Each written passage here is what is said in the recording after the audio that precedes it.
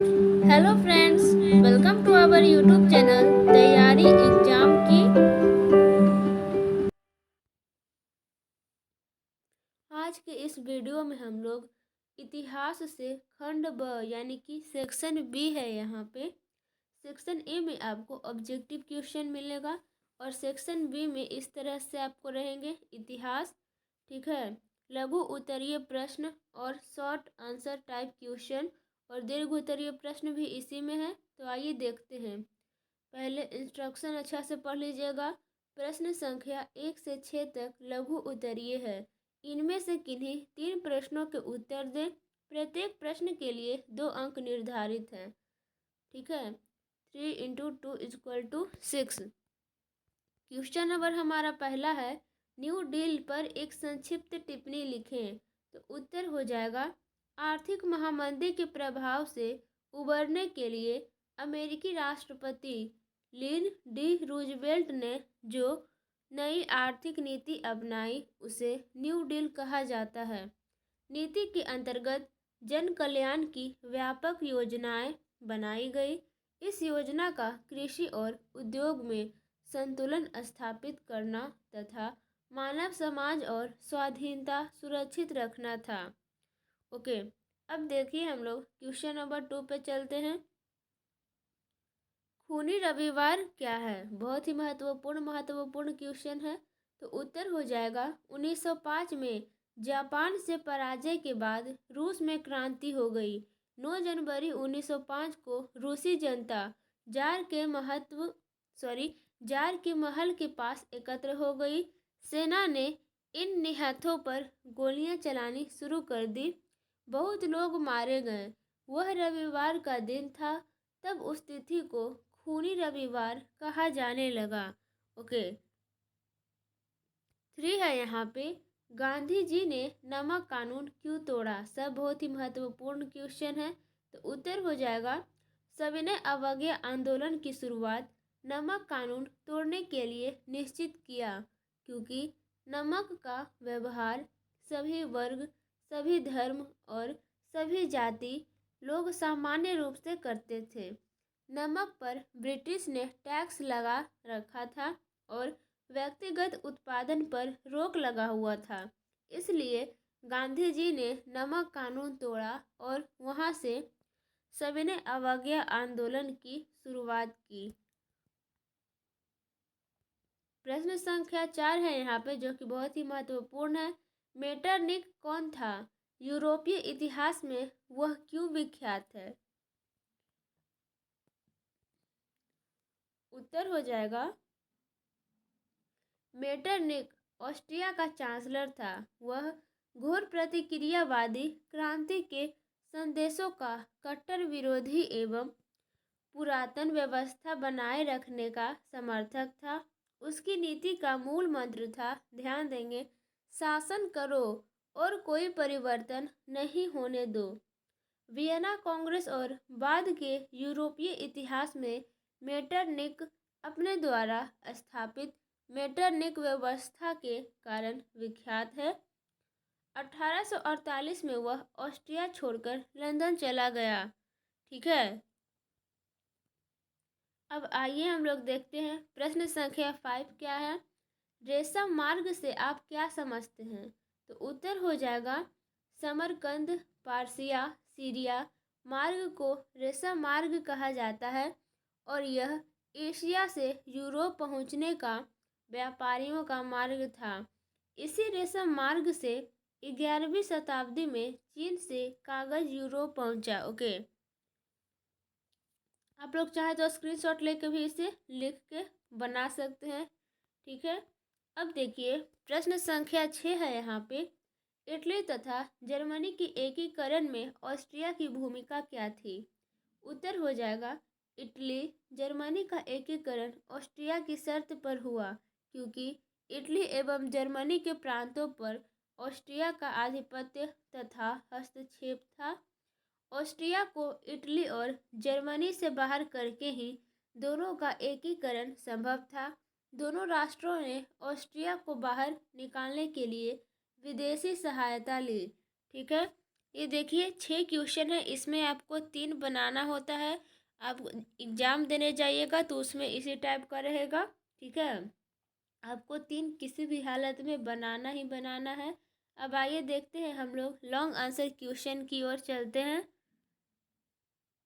दीर्घ उत्तरीय प्रश्न। प्रश्न संख्या 7 और 8 दीर्घ उत्तरीय है। इनमें से किसी एक का उत्तर दें। प्रत्येक प्रश्न के लिए 4 अंक निर्धारित है, ठीक है। 7 है यहाँ पे, नई आर्थिक नीति क्या है? तो उत्तर हो जाएगा, नई आर्थिक नीति के निम्नलिखित लाभ हुए, यानी कि इसके बारे में बताया जा रहा है। पहला है कृषि का पुनरुद्धार। कृषकों से अतिरिक्त उपज की अनिवार्य वसूली बंद कर दी गई एवं किसानों को अतिरिक्त उत्पादन को बाजार में बेचने की अनुमति प्रदान की गई। अब देखिए यहाँ पे सेकेंड है उद्योग।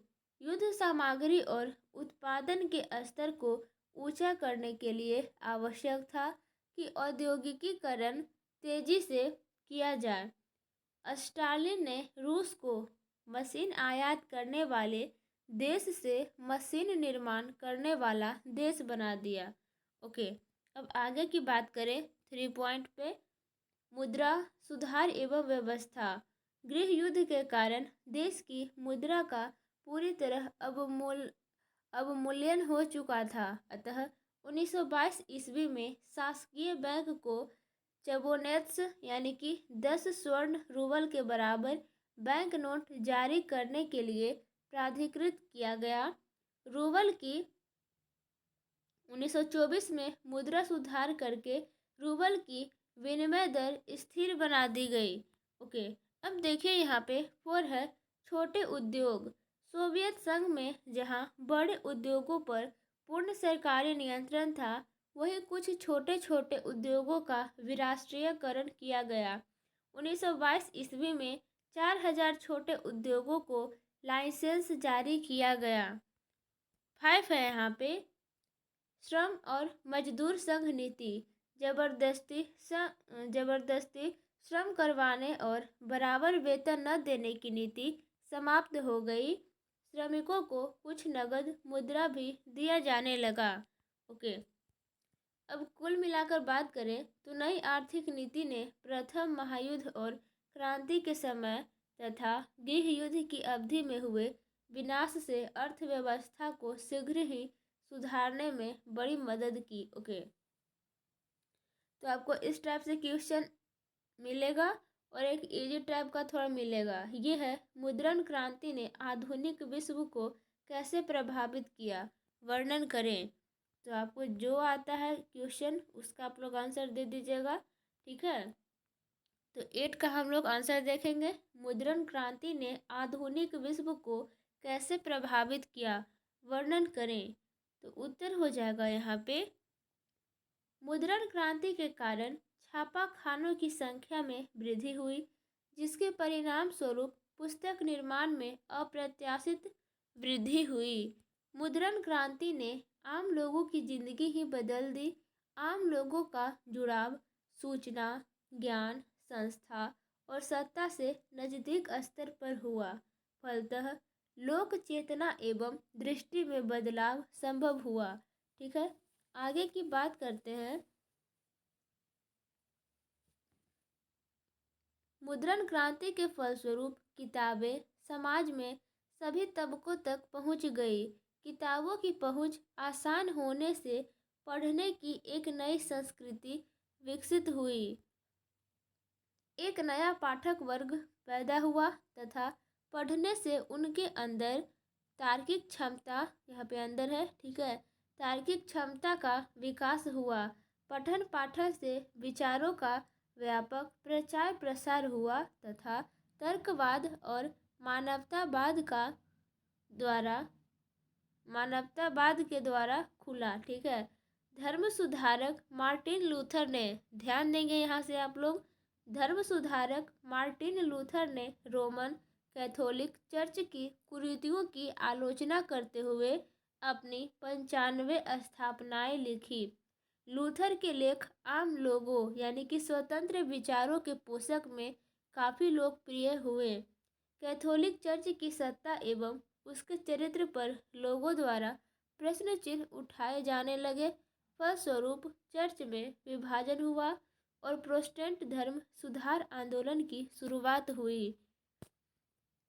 इस तरह छपाई से नए माहौल का निर्माण हुआ एवं धर्म सुधार आंदोलन के नए विचारों का फैलाव बड़ी तेजी से आम लोगों तक हुआ। अब अपेक्षाकृत कम पढ़े लिखे लोग धर्म की अलग अलग व्याख्याओं से परिचित हुए। ओके, तो वीडियो को यहीं पे एंड करते हैं। आप लोग हमारे चैनल पे नए हैं तो चैनल को सब्सक्राइब कर दीजिएगा। और भी यहाँ पे डिजास्टर मैनेजमेंट, ज्योग्राफी, इकोनॉमिक्स और जितना भी सब्जेक्ट बचे हैं सिविक्स का, ये सभी का भी वीडियो बहुत ही जल्द अपलोड हो जाएगा। मिलते हैं अगले वीडियो में। Thanks for watching.